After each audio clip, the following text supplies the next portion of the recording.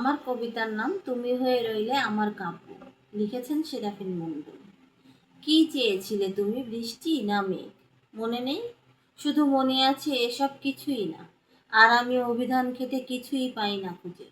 কি নামে ডাকবো তোমায়? বৃষ্টি না মেঘ? এসব কিছুই তো চাওনি তুমি। তোমার চোখের কোল ঘেঁষে শুয়ে আছে জলভরা নদী। নদী নামটি বেশ, এ নামে ডাকলে কেমন হয়? ততক্ষণে কপল বেয়ে নেমে গেছে পুরো নদী। না, অন্য কিছু, অন্য কিছু। তোমার কপালে জ্যোতির প্রলেপ ভেসে ওঠে রোজ।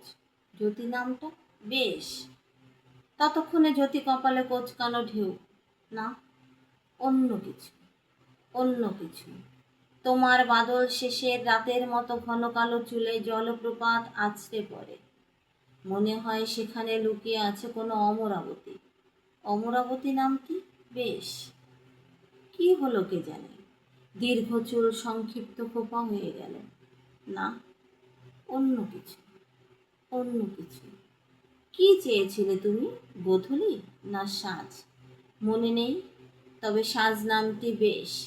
তোমার কাঠবাদামের মতো নৌকা চোখে তিমির তিমির। না, অন্য কিছু, অন্য কিছু। তোমার সারিদাতে উত্তর ফাল্গুনি বসে যায়নি তুই। ফাল্গুনি নামটি বেশ, অধরের চাপে ঢাকা পড়ে গেল চিরচেনা সেই হাসি। না, অন্য কিছু, অন্য কিছু। কি চেয়েছিলে তুমি, মেঘনা না ইরবতী? মেঘনা নামটি বেশ, গালের তলটি সমতল হয়ে এলো।